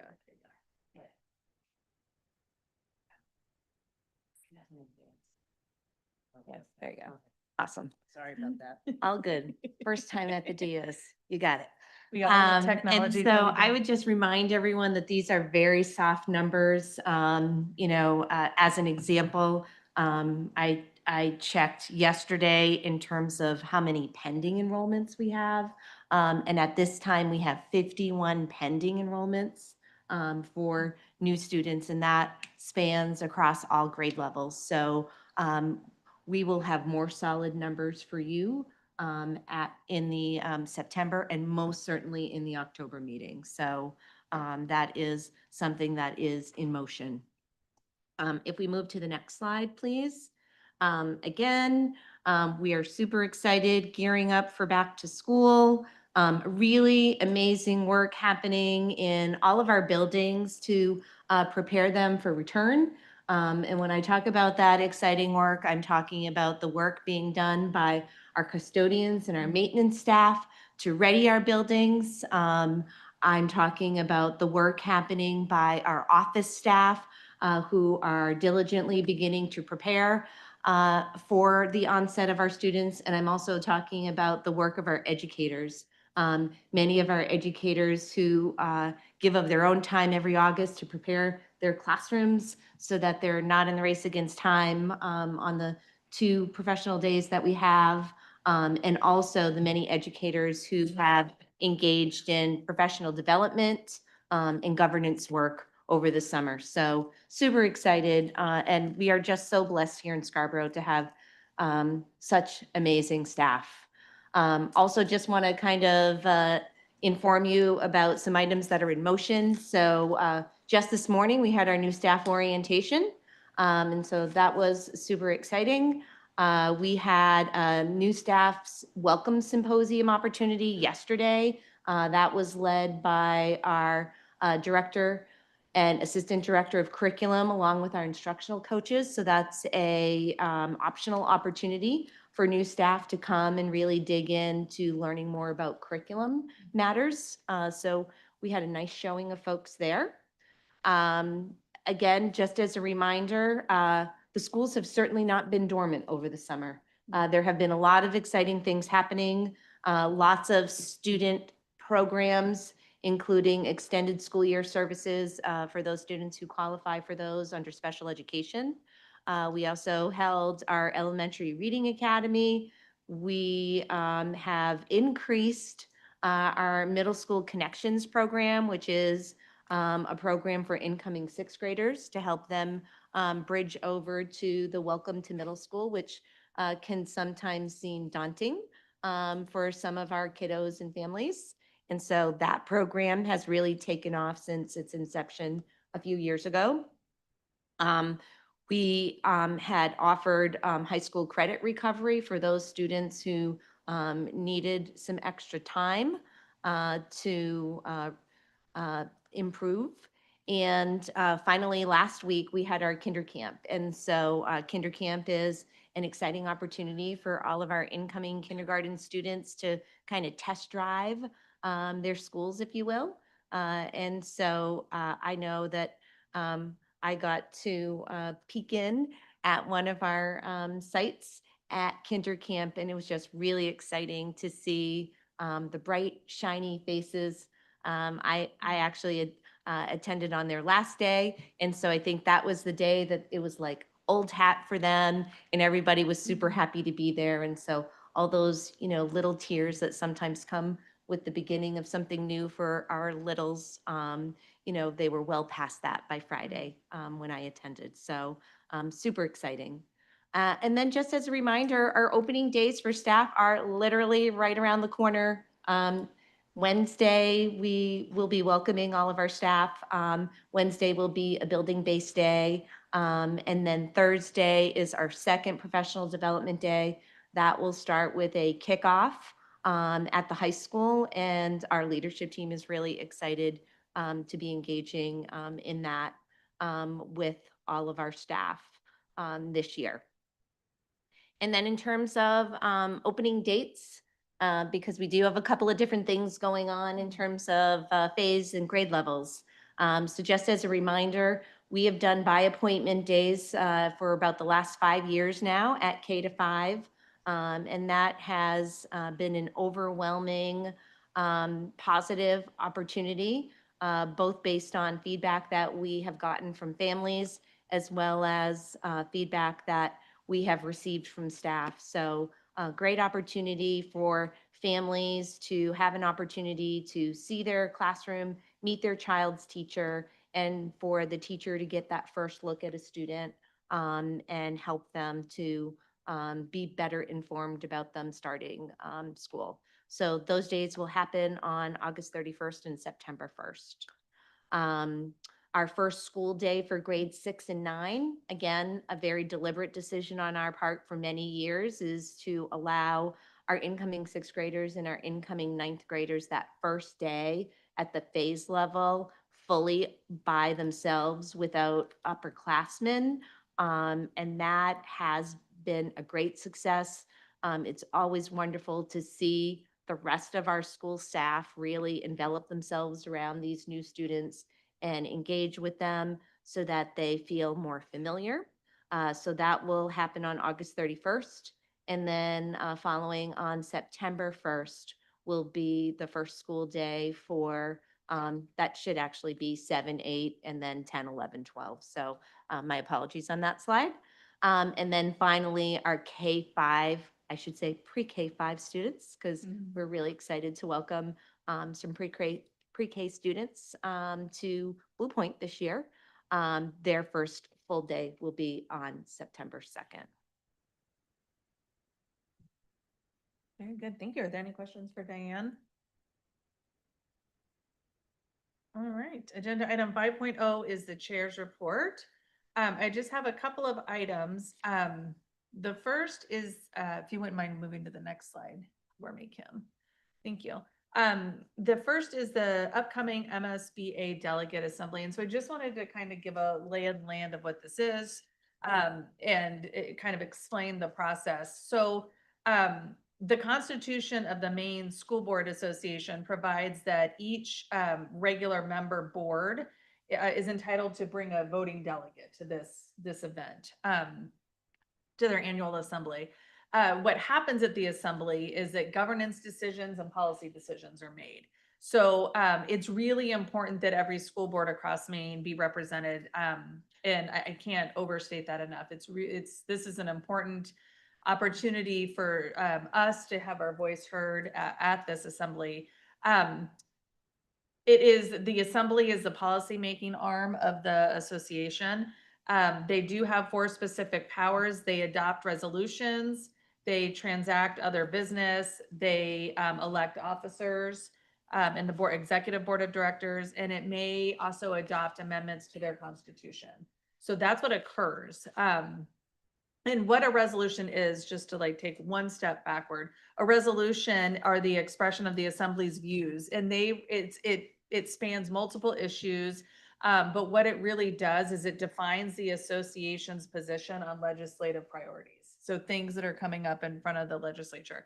And so this will really define this resolution packet, and what decisions are made at this assembly will really define how they advocate on behalf of school boards across Maine. So this year's assembly, it has been virtual for the last, really since COVID. So it is virtual again this year. It's Saturday, October 24th. It is at 9:30. I have served for the past few years. Freyla has served. We had another board member serve. Charlotte, our previous board member, served. It's a really interesting opportunity. It's a lot of, it's pretty wild. It's a lot of fun. But there is the expectations for someone who wants to represent Scarborough is to attend one of the meetings. I'll say there's 3 opportunities in September to attend a pre-meeting that is also virtual and in the evening times.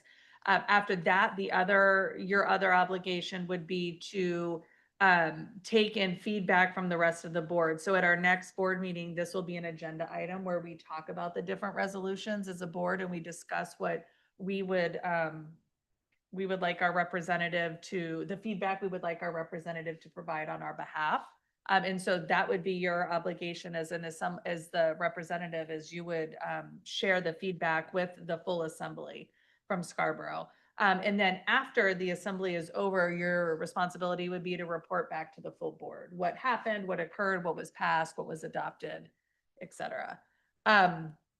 So it's a really exciting opportunity. And first wanted to ask if there was anybody interested in volunteering to do this.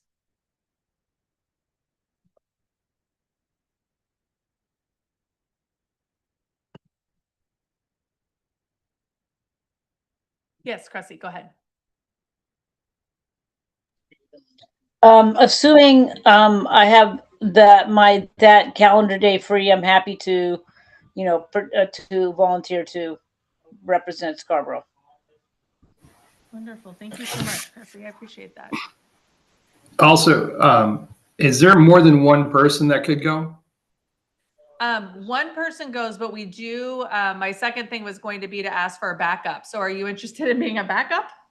I am interested. However, I just don't know about that date yet.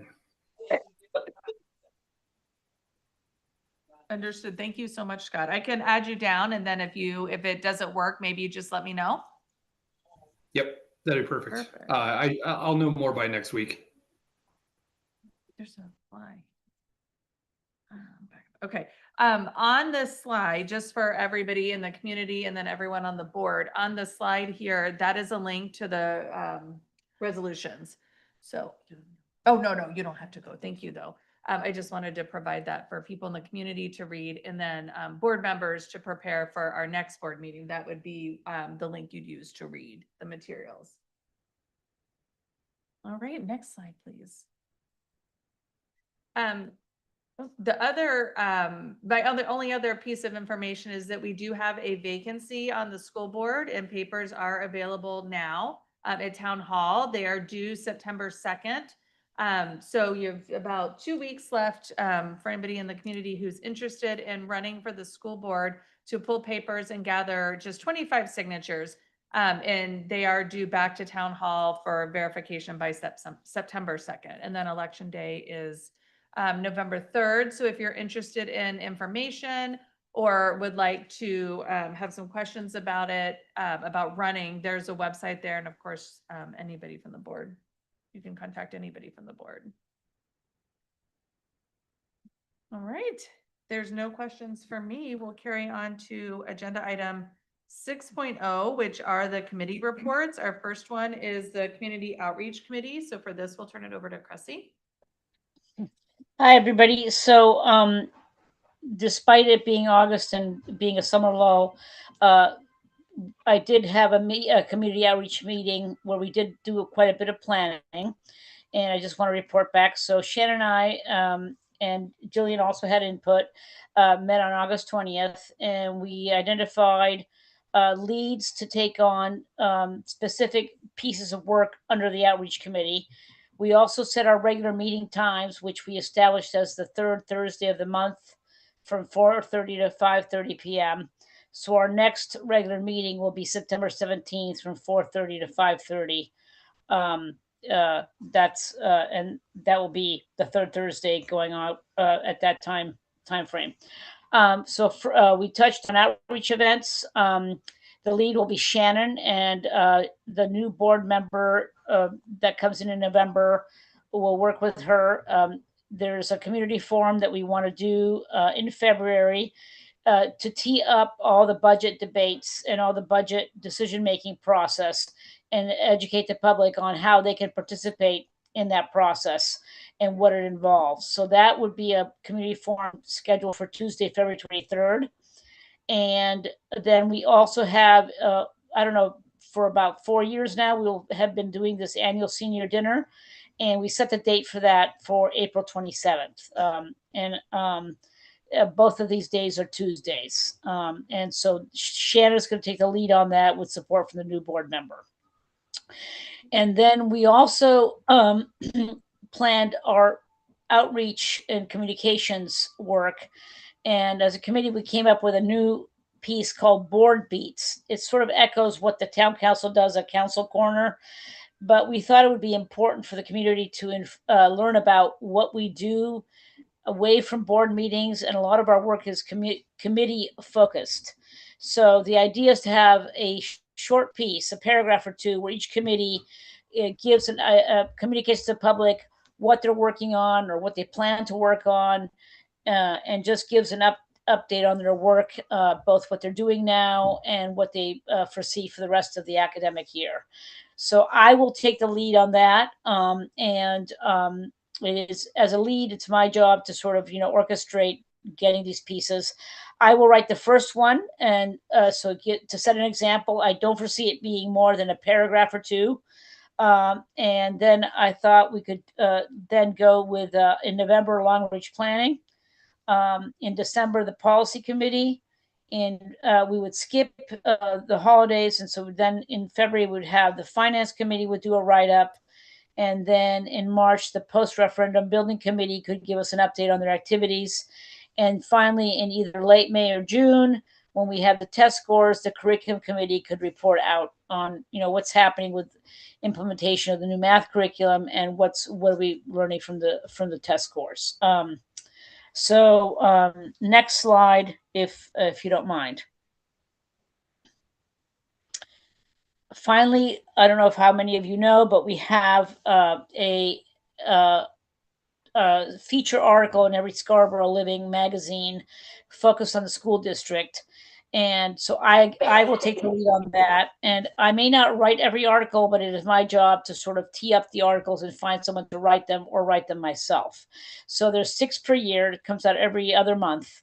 And so for September, I've already drafted an article. It's going to focus on our school's transport staff and a Spotlight Award winner who's a bus driver that we've identified for September. Then in November, these are just ideas. They're not set in stone. We've identified possibly an article on the cell phone policy change and how it's been rolling out and what's happening with that. January school budgeting, how it works, how to participate. And though it's due in January, it would be published in February. So that would kind of go in tandem with our community forum and get our community ready to participate in the school budgeting process when meetings start to happen in March. Then the next issue would be maybe focusing on our multi-tiered systems of support and possibly a teacher, maybe that's doing good work in that area. In May, we might do something focused on our either an extracurricular club or a sports team. And finally, in July, what I thought is we could do one on our what's sort of come out of our educational technology workshops. What has the board learned, and where do we want to go from here in the future? So these are just ideas. They can change, but it just it gave us sort of a potential structure for the Scarborough Living magazine articles. And again, I'm open to discussing the topics. And finally, I put them together, newsletters, Spotlight Awards. So every month we do a staff Spotlight Award from like September or October through June. And we also try to provide input into district and town newsletters. So it's really a sort of a twice a month commitment. And I put Jillian in the lead of that. And really, you'd have one item which would be maybe newsworthy. So, for example, any new policies, school budgeting decisions, elections of a new board member, things that are happening. Their newsletter would be one time a month. And then for the second submission and the second 2 weeks, you might have some repackaged content. That could be something that draws from a Scarborough Living magazine article, a Spotlight Award, one of our board beats, so that Jillian doesn't have to produce original content. It's just sort of getting it out there and using the town and the district newsletters to get that information out. And then I'm asking for Jillian's help with the Spotlight Awards. So to solicit nominations, prepare remarks, and present the rewards at board meetings. So this is sort of our plan for the year. Like I said, I'm going to try to make it work. I just thought it would be good to have a structure as we move forward. And that's it. Thank you so much, Chrissy. Are there any questions for Chrissy? All right, I know not all of our committees are fully up and running yet, but Scott, is there anything you wanted to say from curriculum?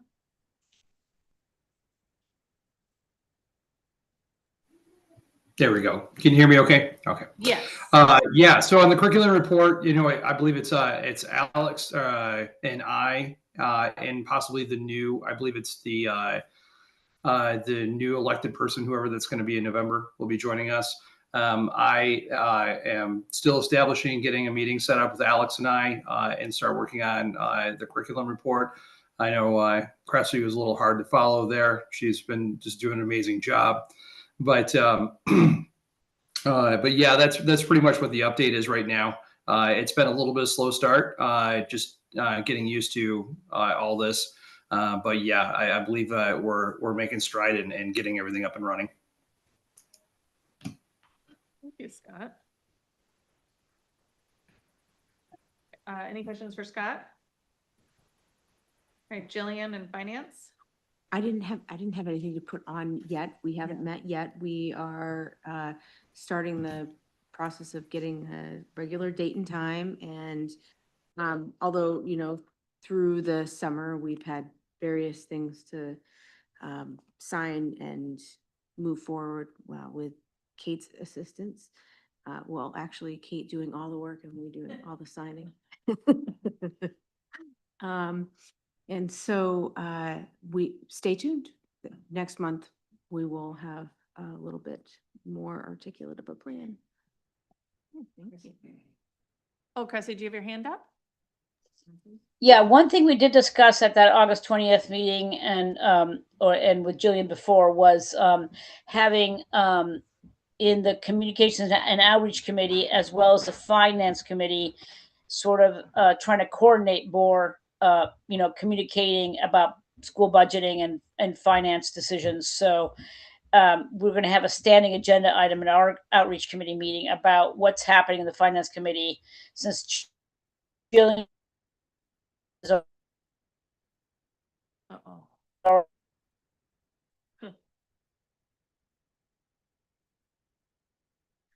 Uh-oh. I think you're frozen, Cressy. Oh, now you're back. Unmute and try again. Sorry, I thought okay. I had unmuted. So we just note that in the outreach committee, we are going to have a standing sort of bullet point or item on our agendas to discuss any communications needs from the finance and school budgeting side. And that we wanted to do a better job of coordinating with the finance committee on communications. Perfect. Thank you, Cressy. And while you're at it, negotiations is up. So do you want to carry on? Sure. So next slide, please. Oh, that one. You're good. You're good. Yeah. So just some good news. We had been had not gotten to an agreement on the ed tech contract at the end of the last school year, but it looks like we have just finalized it. So we will have a contract in place for the ed techs before the start of this school year. So that's really good news. And this year, our committee will be negotiating two other contracts, the transportation contract and the custodian's food service contract. And in preparation of that, since I am a new chair and we have a new board member, Scott, joining the negotiations committee, we will be meeting September 3rd from 4 to 5 p.m. just to get ourselves up and running and familiar with those two contracts that are upcoming and getting some institutional history so that we're ready to go this school year when those negotiations come up. That's it. All right. Yeah. Diane just wants to provide a little information. Yeah, just as a clarification, as it relates to the ed tech contract. So just to make sure that we are reporting out accurately, we currently have a TA with the association, and the goal is that goes to ratification. So when you say that it will be in place before the start of the school year, it's not going to be before the start of the school year, because that is on Wednesday. Okay, sorry, We apologies. approved. Yeah. Thank you. We've approved our well, we hopefully will have approved our contract. Yeah. That is on your agenda for this Yeah. evening. Yep. All right. Alex, I know that this is like the in-between time, but anything you would like to update? policy? Only that we preliminarily have settled on a September 3rd date for our first initial policy committee meeting. And I'll work with Diane and Cheryl and hoping to schedule that for 5:30 for the business meeting. All right, and then the last one is the post-referendum. John, do you want to do that or do you want me to? We have been meeting through the summer, so maintaining our once a month schedule. The leadership team continues to meet to update the agenda and process questions and answers that come from the committee. Harriman has received a lot of reports and contractor updates that are being done by our third-party contractors. So that helps them to understand the scope of the design for each of the new buildings.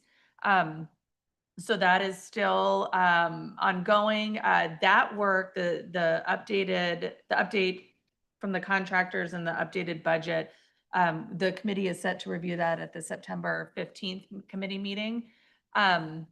The other piece that the committee has been really interested in understanding more is their role as it relates to the budget process with this building project. And so if you look back at our governance document, there's talk in there about their oversight of the budget process. And as I explained, my understanding or my takeaway from when the previous iteration of the board voted and approved on that governance document was that as budgetary,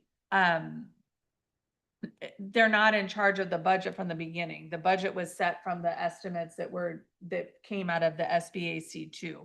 What this committee would look at is if there was any discrepancy. So for example, if down the road we received an estimate that showed that the budget, that the construction was going to cost 10 million more than what we had estimated, that is when they would they would start to look at possibilities and ways to reduce the scope of the project to meet the budget, because we cannot go over what the voters approved. So that would be their role. They would bring any recommendations forward to us. So we did have that discussion, but then they are really interested in understanding as the budget ebbs and flows, what it is looking like.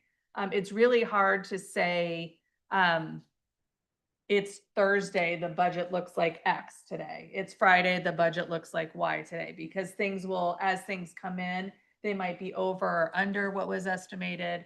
And those things are coming in every single day. So where we actually ended up landing is that Harriman is going to start providing a budgetary snapshot ahead of every meeting so that the committee has an idea of overall where the project stands.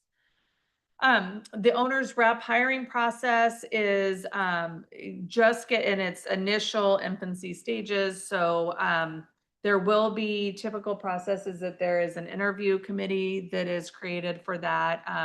A member of the committee will serve on that interview committee, and then details will come at our September meeting on that. There is going to be a community forum. And I honestly, I apologize. I should have dropped these dates in here, and I didn't even think about dropping them in. So I will do this before, Cheryl, before you post it online so that the community has these dates. There is going to be a community forum on November 17th at 6 o'clock. That is going to be an opportunity for the community to come and hear about the process, where the committee is at, where the designs are at, what's going on, how have we met the timeline, all of the details up until this point. So that'll be on November 17th. The other thing that has been going on is that there is a very detailed, I will say, April Seither, our chair, created with the help of Scott Milliken, created a very, very detailed question and answer log. So I'm really trying to track all communication that we get from the public as well as committee members, so that we're sure that we're answering everybody and not leaving anybody's questions unanswered. So that has been ongoing. And then the next two meetings that are coming up are that September 15th meeting and then October 13th. So once a month. Is there any questions for John or I? All right, I don't think we have any liaison reports that I know of. I have one from the council, but is there anybody else that has a liaison report? I don't think anybody's met yet. Oh, Cressy, go ahead. I don't have a report, but I haven't gotten any emails giving, and I'll just, poor Diane has had to forward me all these emails. I'm still not on an email list informing me of upcoming meetings. And so, I'll just work with Diane to try to figure out where I can get the dates, for upcoming meetings. Yeah, that's a great question, Cressy. We haven't received the dates from our vocational partners yet. So hopefully you'll be on it this year. From the council perspective, they have been busy this summer. They have a lot going on. Just as we have a vacant seat open, they will have 3 vacant seats open come November, and they have currently 9 people running for those 3 seats. So it is a pretty broad, pretty wide field. So that is ongoing work. They have been working on the communications project. As you know, that was something that the school had a ancillary role in as it relates to our walkie-talkies, for lack of a better communication system that is used on campus. That looks to be moving forward. I did hear from Counselor Anderson that there might be an opportunity for some additional state funding to help offset the cost. Right now, the cost is down to $6 million. So it has decreased in scope based on, as you know, some of the findings from the school district that we didn't need the number of devices that were assigned to us and various other things. But they are looking for grant funding. They're looking for additional funding from the state to help offset that further. But that looks to be moving forward. All right, if there are no questions, we will move on to agenda item 8.0, which is continuing business. 8.1 is the approval of the school board's 2026-2027 goals and protocols that are linked in the document. Do I have a motion to approve the goals and protocols as presented? So moved. Second.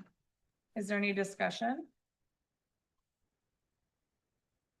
Cressy, is your hand up because you have a discussion? No, I didn't have any questions. Okay. I'm sorry, I'll put my hand down. Thank you. Thank you. All right, can we call the vote, please? Mr. Gonzer, Yes. Mr. Kelleher, Yes. Ms. Lindstrom, Yes. Ms. Mauer, Yes. Mr. Jeannie Hough. Yes. Mr. Weber. Yes. That shows unanimous. Thank you so much. Agenda item 9.0 is new business. I'm going to read through this whole list. I'm going to bundle all of the appointments. So I'm going to read through it. I'm going to hand it to Diane and then we'll vote. So you have to give me a minute when I'm reading. Do I have a motion to approve the appointment of the middle school behavior specialist? I'm sorry. No, I'm going to take a pause. Would you mind reading first? And then I will ask. Yes, so we have some really exciting candidates before you this evening. And starting with the first is the appointment of the middle school behavior specialist. Sophia Guidi is being nominated to fill this position due to a resignation. She earned her Bachelor of Science degree in psychology from the University of Massachusetts at Amherst and her Master of Education in Curriculum and Teaching degree from Boston University. She is currently completing her BCBA coursework and supervised clinical hours, expected to conclude in June expected to have concluded in June 2026, and she is preparing to sit for the BCBA exam in the fall. She has worked in Massachusetts as a special education paraprofessional. She's been a site director and inclusion specialist at Metro West YMCA, has worked as a level 2 teacher and shift manager, and as an ABA tutor at the New England Center for Children. Next up is the middle school integrated science teacher. Robin Walker Spencer is being nominated to fill this position due to a resignation. She earned her Bachelor of Arts in Biology from Bowdoin College and her science teaching certificate from the Bowdoin Teacher Scholars Program. She has experience working summers at Hurricane Island's Center for Science and Leadership, where she created a hands-on curriculum about the island's ecosystem. And while in the Bowdoin Teacher Scholars Program, she gained experience in lesson planning and knowledge of science standards as a student teacher in a 7th grade life science classroom at Gorham Middle School and as a long-term substitute. Next up is a .6 music teacher for 8 Corners School. Sarah Wolf is being nominated to fill this position due to a resignation. She earned her Bachelor's of Arts degree in music education from West Virginia University and an associate degree in culinary arts from Southern Maine Community College. She has experience as a K-8 music teacher in both California and New Jersey, where she's developed and implemented music curricula, mentored new teachers, and led ukulele and dance ensembles. Next is the appointment of the middle school academic center teacher. Wendy Batherson is being nominated to fill this position due to a resignation. She earned her Bachelor of Arts degree in elementary education from Waynesburg University and her Master of Science degree in elementary education from the State University of New York at Cortland. She has held elementary school teaching positions at kindergarten, 1st, 3rd, 4th, and 5th grade levels, as well as served as in a position as a math interventionist in upstate New York. And most recently, she worked last year as a math support paraprofessional right here at Scarborough Middle School. Next is the appointment of the Wentworth School Resource Librarian. Jill O'Connor is being nominated to fill this position due to a transfer.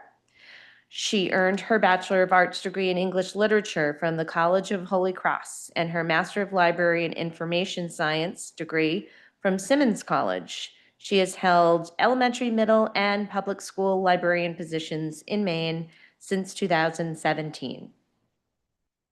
Next is the appointment of the middle school ESOL teacher. Nicholas Van Dyke is being nominated to fill this position due to a resignation. He earned his Bachelor of Arts in Liberal Arts from Whittier College in California and his Master of Arts in Teaching degree from Western New Mexico University. Mr. Van Dyke has taught middle school social studies and language arts in North Carolina. He has spent 6 years teaching overseas in Singapore and Guatemala. And most recently, for the last 6 years, he has been an English language learner teacher at King Middle School. And finally, a .6 FTE art teacher for 8 Corners. Christina Malfitano Lee, sorry if I mispronounced that, is being nominated to fill this position due to a resignation. She earned her bachelor's degree in art history with a minor in Hispanic languages from McGill University in Montreal. She's earned a master's degree and a specialist degree in sculpture and art education from the City University of New York, Brooklyn College. And while in New York, she worked as an art teacher in both a preschool and elementary school. And this past year, she was a long-term substitute art teacher right here at Wentworth School. Thank you. That was a lot. Thank you. Yes, really exciting candidates. Yes. All right. And then the middle school coaches, the list is in your materials. So do I have a motion to approve the appointment of the middle school behavior specialist, middle school integrated science teacher, .6 FTE 8 Corners music teacher, middle school academic center teacher, Wentworth School resource librarian, middle school ESOL English for speakers of other languages teacher, .6 FTE 8 Corners art teacher, and the fall middle school coaches as presented. So moved. Second. Thank you. Can you call the vote, please? Mr. Garza, Yes. Mr. Kelleher, Yes. Ms. Lindstrom, Yes. Ms. Mauer, Yes. Mr. Sweeney Huff, Yes. Mr. Weber, Yes. That shows unanimous. Thank you so much. Agenda item 10.0 is executive session. 10.1 is a motion to go in executive session pursuant to 1 MRSA 4056E, consultations between a body or agency and its attorney concerning the legal rights and duties of the body or agency to return to public session. Do I have a motion? So moved. Second. Any discussion? Can you call the vote, please? Mr. Garza, Yes. Mr. Kelleher, Yes. Ms. Lindstrom, Yes. Ms. Mauer, Yes. Mr. Sweeney Huff, Yes. Mr. Weber. Yes. All right, thank you. For the community, we will be back. For Cressy and Scott, you have a Zoom link in your email address that's, I'm sorry, in your email inbox that's separate.